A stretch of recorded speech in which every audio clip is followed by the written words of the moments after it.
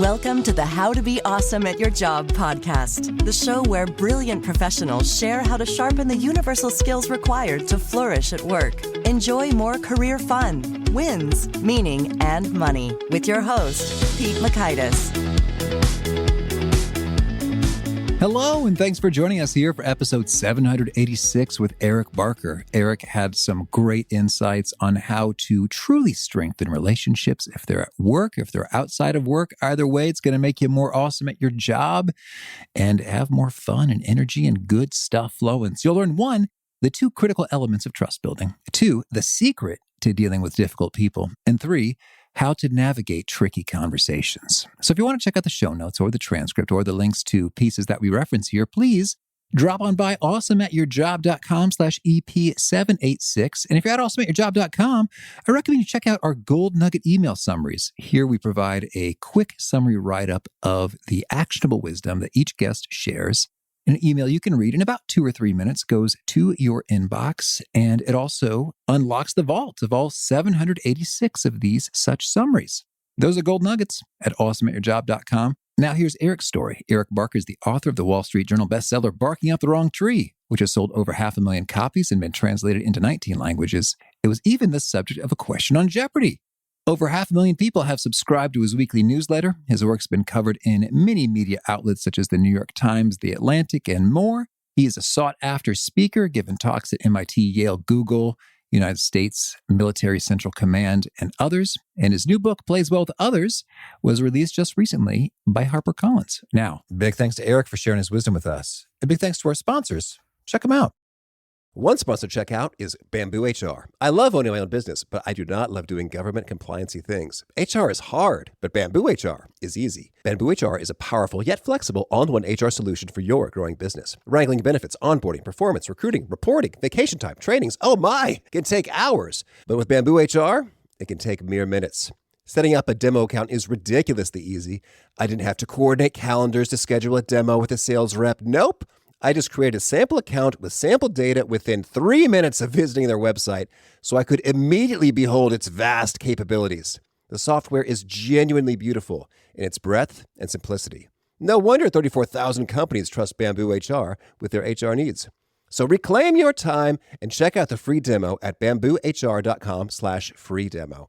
See for yourself all that Bamboo HR can do and how truly affordable it can be too. That's bamboohr.com/free demo. One more time, bamboohr.com/free demo. One sponsor to check out is EarthBreeze. I recently saw a Netflix documentary that talks about all the plastic that we throw away and we try to recycle, but it doesn't really get recycled. So I've been trying to reduce my plastic, and the most wonderful way that I've been doing so has been skipping those gigantic laundry detergent bottles for EarthBreeze detergent sheets.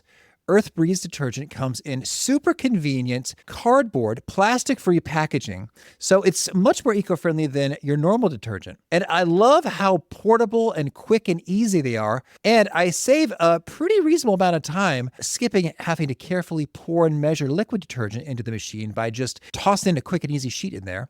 I personally like their scent-free version, so check out EarthBreeze for an easy way to get clean clothes without the plastic waste and get 40% off with your subscription at earthbreeze.com/awesome. That's earthbreeze.com/awesome.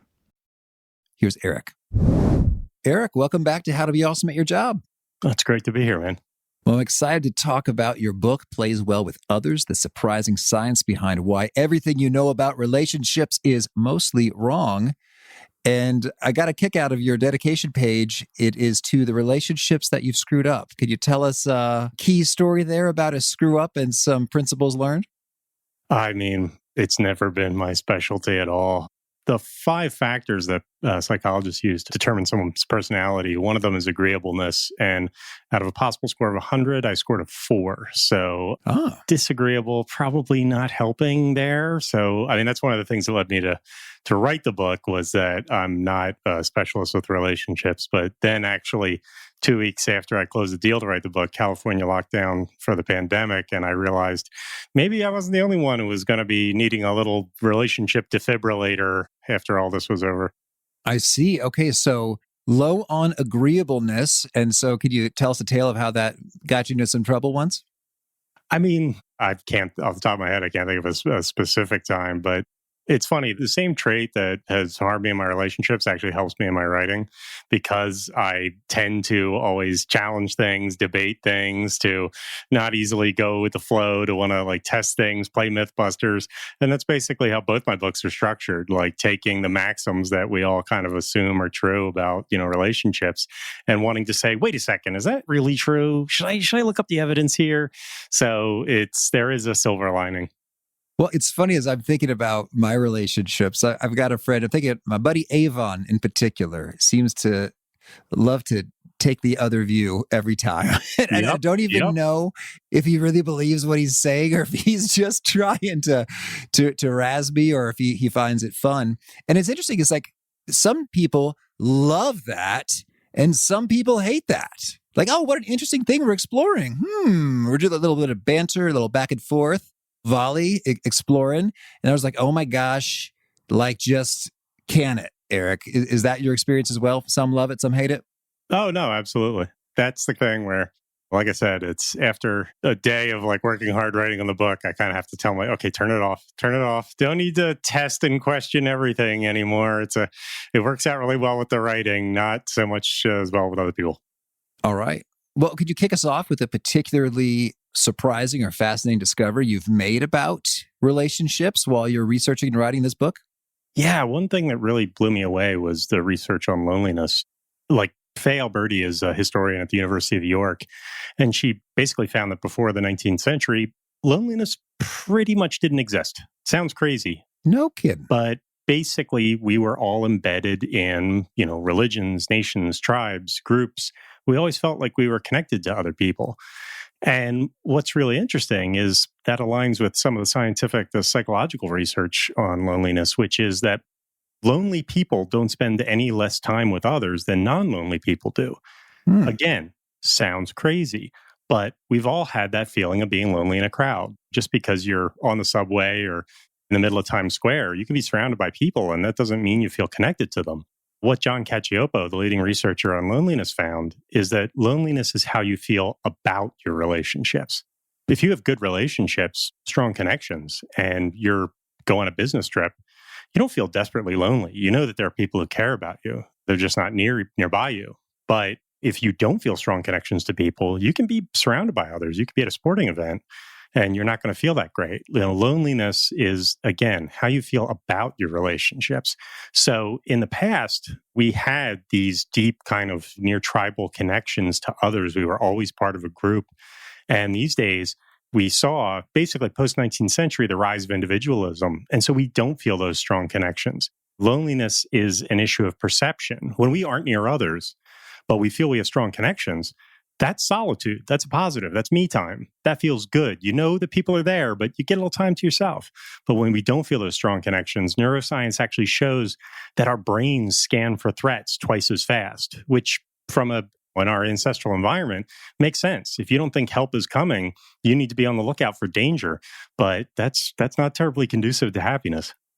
Okay. Well, I guess we're getting into it. Tell us, Eric, what is to be done if we are feeling not so great about our relationships and we've got some loneliness cooking?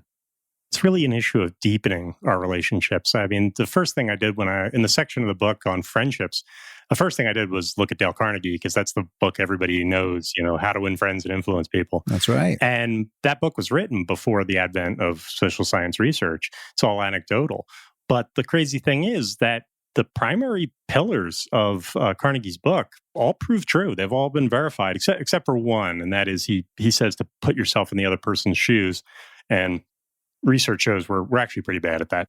But everything else, finding similarity, paying people compliments, listening, these are all positives. The thing is, Carnegie's book is written mostly for developing business contacts. So it's at the more shallow end of the pool. But for deepening relationships, what I found is that the research seems to point towards two things, and that is time and vulnerability. Time is really critical. It is the thing that research shows friends fight about the most. And time is a powerful, costly signal. You spend time with people. We only got 24 hours in a day. You keep spending time with somebody, it shows you care. And vulnerability is opening up. That's telling people what's on your mind, your stresses, your challenges. We're usually afraid to do this, but this is what really creates trust. By talking about the things we're afraid of, we tell the other person that we trust them. Otherwise, we wouldn't say it. And that leads people to reciprocate. And that's how you build trust. So it's really critical for us to go past the small talk. And very often we can feel stuck in the small talk. And it's time and vulnerability that will deepen relationships, make us feel closer to others, and help us beat loneliness. It's funny. I've moved about a year ago from Chicago to the Nashville area, and I am more distant from many of my close friends than I used to be. And so I've been thinking a bit about how one forms great friendships, particularly as it's a little bit of a different ball game being 38 with 2 kids and a wife than being 24 and woo, yeah, just out exactly. and about for many nights in a given week. So tell me, is there I guess it'd be hard to precisely quantify this with all the variability in humanity, but like, what kind of time are we talking about here, Eric? I mean, what's really interesting is Jeff Hall did some research on how much time it takes to go from just meeting someone to being like a good friend or a best friend. And it's some pretty depressing research. It could take hundreds of hours to get to like closer best friend. But on the flip side, it is a matter of how we handle it and what we do. Arthur Aaron did research, and by giving people a series of questions to get them like opening up and talking, he managed to get people in a laboratory setting to feel like lifelong friends in only 45 minutes. In fact, 2 of his research assistants who were working on the project with him actually fell in love and got married because of working on this. So it's really that issue of vulnerability, of opening up. Usually when we first meet somebody, we're often tempted to try to impress them. But the literature shows that, signaling high status, like while it might impress people and it might be good in maybe a sales or a business context, on a personal level, it tends to distance people. They don't feel related to you. They feel like you're above them or something. Meanwhile, expressing yourself as a peer or actually showing human relatable flaws, that's the thing that makes us understand, relate, connect with people, because we all have those insecurities. And when you express them, it's like we get that feeling where we can relax, where we can relate. So that's the thing we really need to keep in mind. And I'm curious, when it comes to vulnerability, that sounds like sharing the stresses, the problems, the worries. To what extent is there also connective value in sharing the joys? Oh, I mean, sharing joys is really positive. I mean, there's no doubt about that. The literature points to something they call capitalization. And that is when your friends or your spouse talk about something positive that happened to them, it's really important to ask questions. It's really important to be happy for them. In fact, was it Shelley Gable did research at UCSB, and she found that actually celebrating those positive moments, how you handle the positive moments, was actually more predictive of romantic relationship success than how you handled the difficult moments. It's like, it sounds crazy because we're always so focused on fixing things, on trying to resolve the problems in a romantic relationship. But John Gottman found that 69% of the ongoing problems in a romantic relationship never get resolved. You're not going to fix all of these things. You're not going to fix most of these things. It's about the regulation of conflict, not the resolution of conflict. But on the flip side, you want to be a supporter. You want to be a cheerleader. You want to share your positives. You want them to feel good for you, to be curious about it. And you want to do the same for them. This is a positive relationship tip you can use anywhere, especially in a romantic relationship, is to really look for those positive things, be supportive, be the cheerleader. This is a huge thing that we often forget about because we're usually trying to bring the bottom up rather than trying to raise the roof. And it's really important to celebrate those positive moments. That's good. That's good. Any pro tips on how that's done in practice? I think I just watched the show Devs, and somebody kept mentioning that they wanted a champagne bath. So I guess that's one tactic, is to bring a bottle of champagne with you to splatter people when they're excited, although they might not receive that so well. in real life. Like I'm all wet now and sticky. So any other more practical recommendations for celebration? I guess what we don't want to do is say, okay, that's nice, and just boom, brush aside. But yeah, like what's that sound like in practice? What some of the advice that they give romantic couples is pretty straightforward. At the end of every day, you say the best thing that happened to you that day, and your spouse says the best thing happened to them that day. And again, like you said, you don't want to be dismissive. You don't want to just nod your head and acknowledge it. It's like you want to be happy for them. You want to ask questions. You want to just be listening and be supportive and be excited. It's about that emotional back and forth. So it's like just consistently. It almost sounds weird, but it's like even with your friends, it's like, hey, what good things have happened lately? It's not something we usually do, but it's not too crazy a question. And I think most people are pretty happy to talk about the positives that are going on. You're basically letting them brag. Yeah. It's like that feels good. And if there's somebody you care about, it's going to feel good for you too. And it can have very positive effects for the relationship.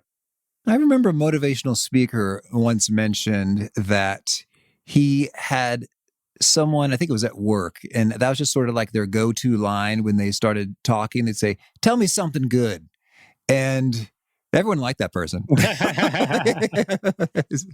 It's like, oh, that's just what Marty says. And I like Marty because go figure. People are telling him something good all the time and he's getting the goods and celebrating with them. Well, it's a funny thing because, like I said, very often, especially in romantic relationships, we're usually focused on like fixing the negative. But it's like if you step back for a second and think about that, if all you're doing is fixing the negative, then like really ceteris paribus, that means you're going to get to neutral.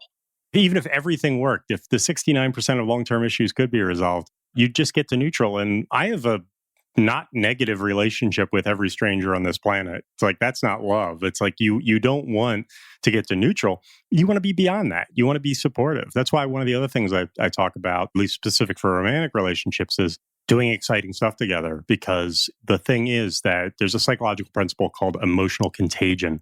And basically what that means is we tend to associate the feeling that we're having in any context, we associate it with the people we're with. So if you're doing fun stuff, you associate that with your partner, and that keeps the relationship alive. It keeps things exciting. And so we need to do more of that. You know, too much Netflix and pizza on the couch. We actually need to get out more and do more exciting, fun things so we can keep those positive feelings flowing.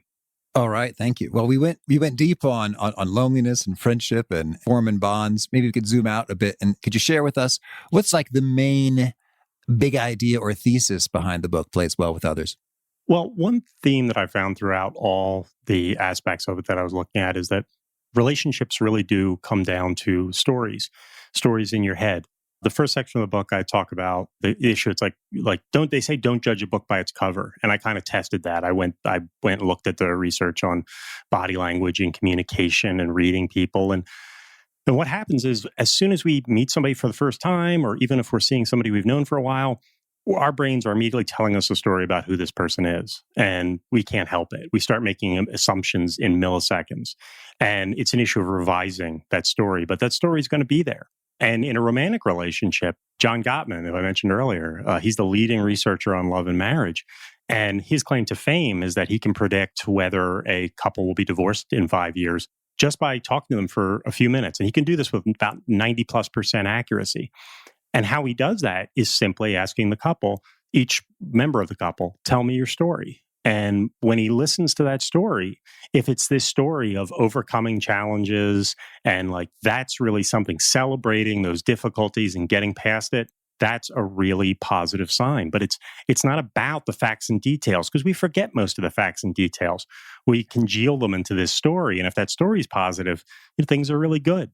And past that, the final section of the book I talk about, I test, is no man is an island. Is that true? And it's this issue of communities have a story they tell about who the members are, what means to it, what is important to us, what do we value. And that story is what draws us together. So it's this really critical element of understanding the stories of how we perceive others, how we're connected to others, the community that we're a part of. This is kind of the subtext, the element that undergirds everything that goes on between human relationships. And what's interesting about that is you could just change your story about a relationship you have with somebody without interacting with them in any subsequent way.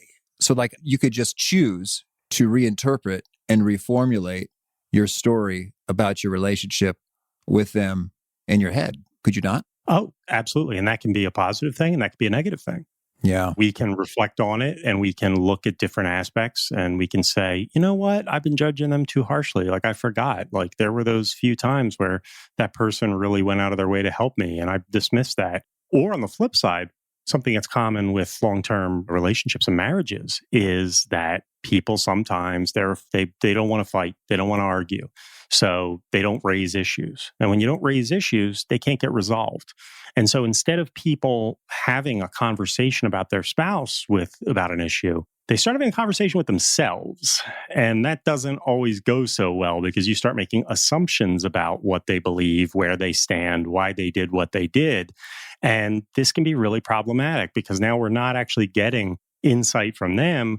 We're making it up ourselves, and that can quickly turn negative because what a lot of people don't realize is that, yes, you don't want to fight, but the truth is yelling and screaming, that only 40% of the time does that result in divorce.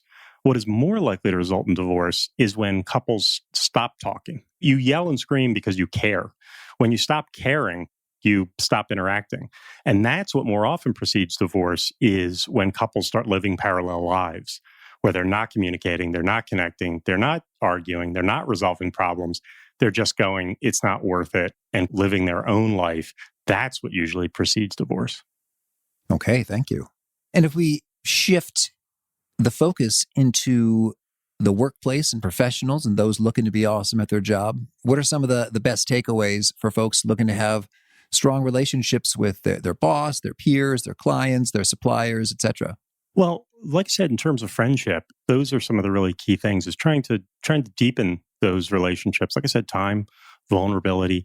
But another thing we deal with in the workplace is that with our friendships, the interesting thing about friendships in our personal lives is you can leave whenever you want. When in the workplace, you're going to have to deal with some people that maybe you don't like so much. That's the tricky part about it because of the role. And what the research has shown is that the people who cause us the most stress aren't actually our enemies, because enemies, like, we know where we stand. We don't like them. They don't like us.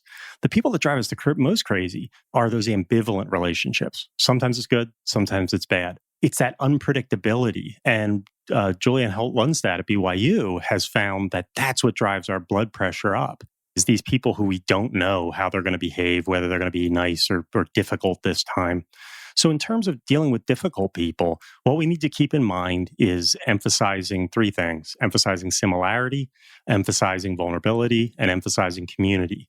Because these are the things that can activate the empathy muscles in someone else. Maybe if they're a little narcissistic, maybe if they're difficult. When we express our similarity to them, when we talk about our vulnerability, weaknesses, when we express community, that we're a part of something, that can trigger those empathy muscles that can help us deal with them a little bit better, help them understand us a little bit better. That's really key to dealing with those difficult people in the workplace. Okay. And so what does that sound like in practice when to convey similarity? Like, boy, Eric, you and I, we both love a good microphone, don't we? Again, we take those things for granted, but that's usually how many relationships start. Is you're both into a particular sport, a particular sports team, you're both Star Wars fans, you've got something you relate to. And with those people that we haven't taken the time to find something that we can both relate to and care about, that acts as like a medium for us to work through. So with finding out a little bit more about somebody and finding that connection, research shows this is really powerful in terms of us feeling like we are connected, we're part of the same group. In that way, community-wise, again, feeling like we're a part of something. We're both working towards similar goals. The research shows that a great way to get people who don't like each other very much to cooperate and feel connected is to have them work on a project together. So when they have to rely on one another. So it's really critical. It sounds a little silly in the abstract, but finding those similar things, asking them enough questions to realize hey, we're both into this, it can make a surprising difference. That is good. And I'm also thinking about some research. I read about it in Bob Cialdini's books about moving and or singing or dancing or marching in unison has a powerful effect there. I mean, anything like that, that again builds that kind of similarity, like that's in the physical realm. Yeah. Is that we're doing the same things, we're coordinated, we're working together. That means you're a part of something, you're connected. What's really powerful, I think, from Cialdini's, I mean, he has Influence, which is like his masterwork, but his other book's excellent as well, Persuasion, Yeah. where he talks about how so much of what helps negotiations and conflict resolution isn't the tactics that you use in the middle of it. It's those things that you set up beforehand. And that's where similarity falls in.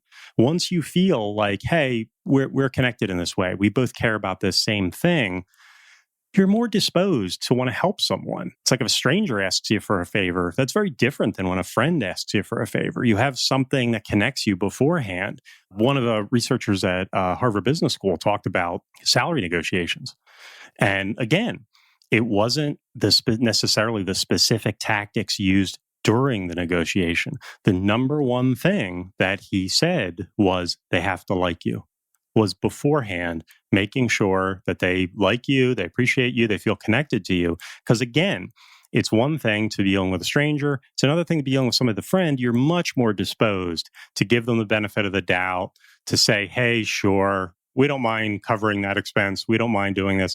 We think about these really nuanced tactics in the middle, but if you can think about the beginning ahead of time and say, how can I really connect with this person emotionally so that they're disposed to want to help me? That's much more powerful.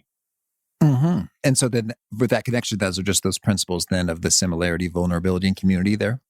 Yeah, I mean, first and foremost, like I said, that similarity, that's something that we've all had that moment where we're trying to connect with somebody, trying to go from acquaintance to friend, and similarity can really help. It gives you something to talk about. It gives you something that you connect on.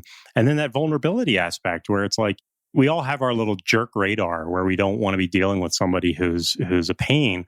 And when somebody opens up and says, hey, you know what? I actually struggle with this. I'm not that great at it. Or, hey, this actually scares me. That humanizes somebody. They're not trying to act like they're above you or better than you. In community, it's like we're connected. It's like sometimes we don't always love our in-laws, but we still behave, we still do favors for them, we still do things because we recognize that we're connected, we're a part of something, and that shifts our perspective. It sure does. And I also want to talk a bit about the digital side of things, social media.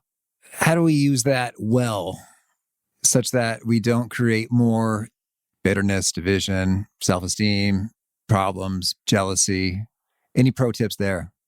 Absolutely. You see research back and forth that social media is the devil, social media is not the devil.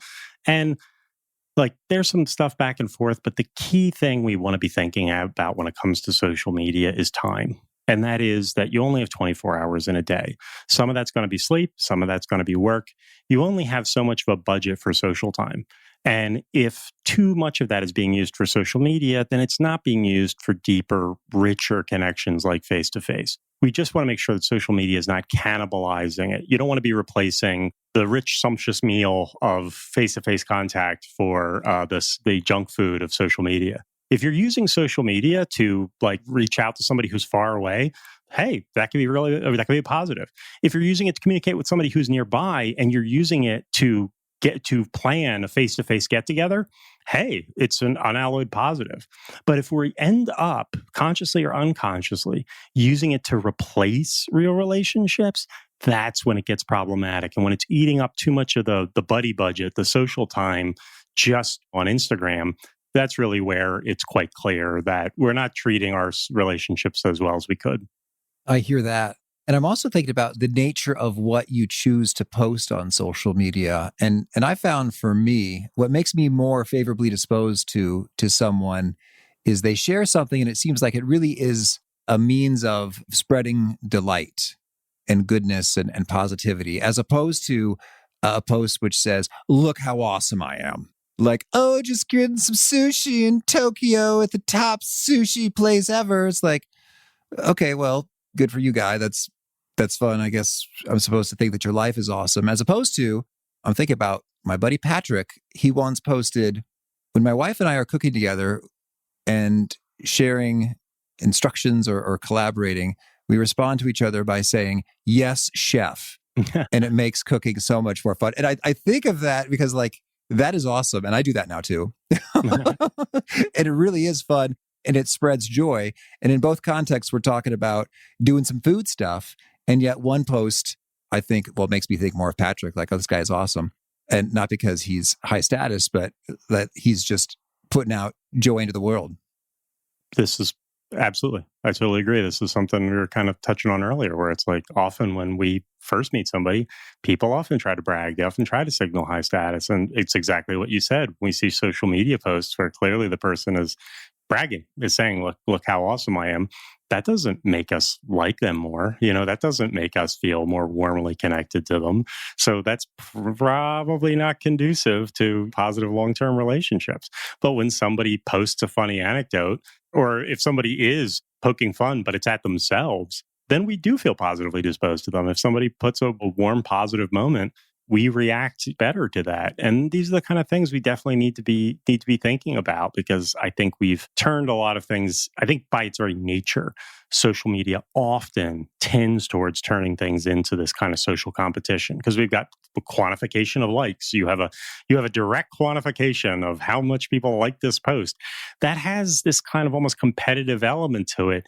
And I think, to your point, we need to resist the urge to kind of one-up people in that status competition. And another way is to rely on being a little bit more human. Mm-hmm. Well, Eric, tell me any other top do's and don'ts for us looking to improve our relationships? Yeah, one thing from the romantic relationship research, but I think it's applicable in pretty much any relationship context, is John Gottman, that relationship researcher. He found that just by listening to the first 3 minutes of a conflict discussion between a couple, he could predict the ending 94% of the time. And the positive takeaway from that is, if it starts negative, it's going to end negative. If you have to bring up a difficult topic with your spouse, or frankly with anybody, if we go in there firing both barrels, the research is pretty clear. If it starts negative, it's going to end negative. So if we present it in a more constructive way, we take a deep breath, we step back, we don't launch into it in this very antagonistic, attacking mode, it can be a lot more productive. Even though we feel like we earned that, we deserve this, I've been victimized, I need to, that's not going to get you the end result you want. 94% of the time, that's a very high number. So take a deep breath, think constructively, don't point fingers, don't personalize it. Anytime you have to have a conflict discussion, whether it's at home or in the office, don't discuss the other person's character.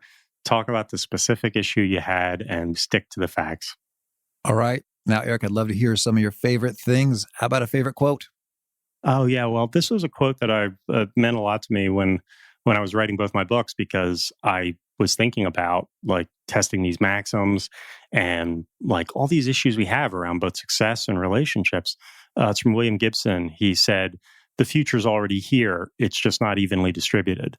And that really resonated with me, because I looked at the research and there's a lot of answers to the questions we already have. It's tied up in all this ivory tower academic research. And so like my focus was trying to take that and make it accessible to people, because the answers are already here to many of our problems.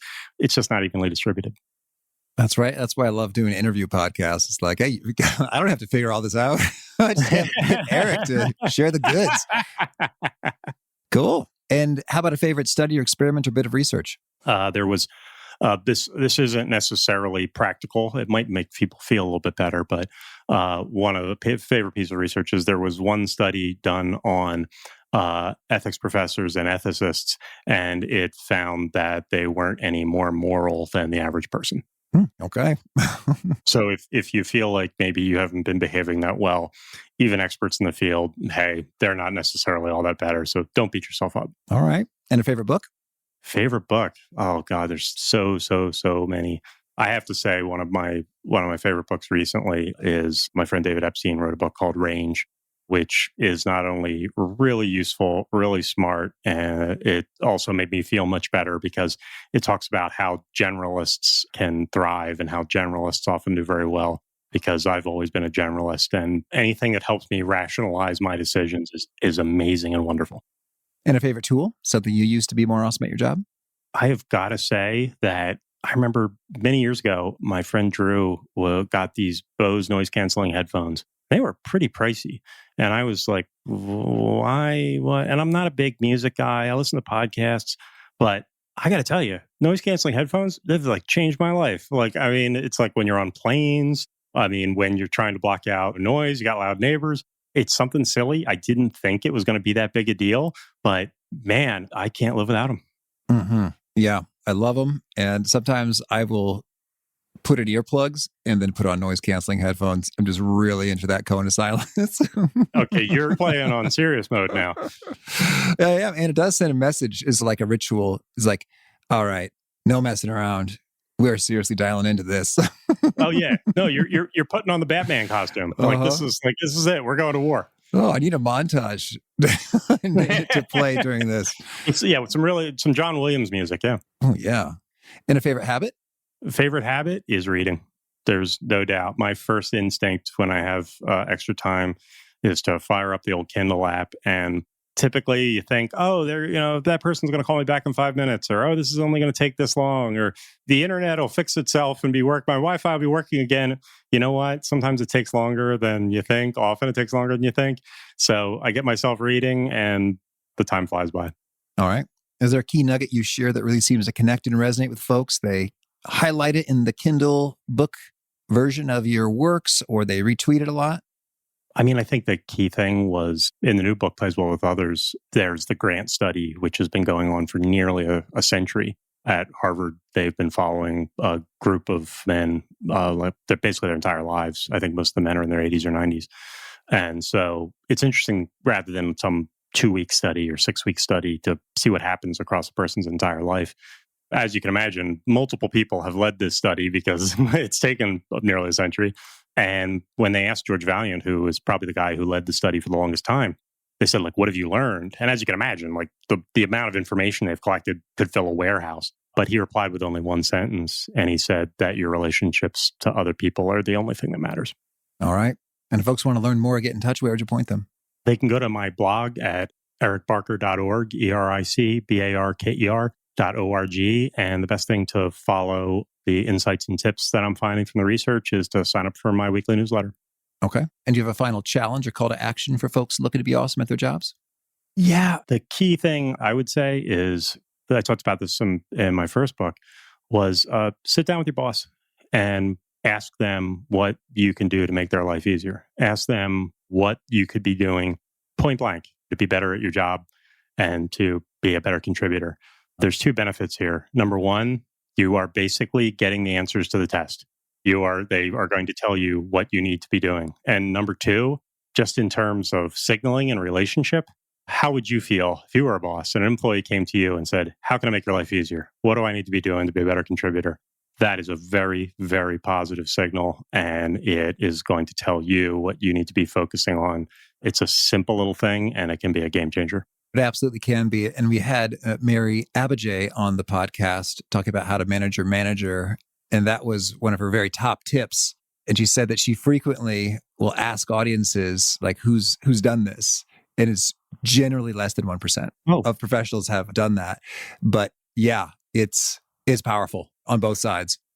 Oh, and then for advanced mode, every week, sum up what you've been up to, what you've accomplished, and send a quick bullet point email to your boss and make sure to be focused on that thing that they told you, that you are making progress towards what they said was most important. This is extremely valuable. Your boss is busy. They're not watching everything you're doing. So to be telling them, hey, here's what I've been up to, makes them relax, makes them like and appreciate you. You're basically doing a highlight reel. And if things don't work out at that job, you can go back to every Friday email you've sent through all the weeks, and you know how to update your resume because you basically have a long list of all the things you've accomplished while you were there. That's so good. Eric, thank you. It's been a lot of fun. I wish you much luck with the book, Plays Well with Others, and all your adventures and relationships. Thank you so much. It was fantastic to be here.